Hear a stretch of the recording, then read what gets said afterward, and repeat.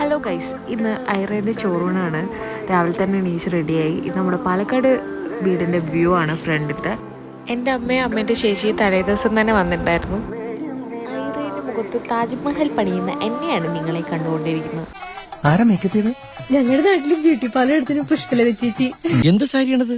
ഇത്രയും ബാക്കിയുണ്ടോ? കട്ട് ചെയ്ത് കളഞ്ഞാലത്. അപ്പോഴേക്ക് കുട്ടിയുടെ ചെറിയ ചെറുത്തി ഗൈസ്.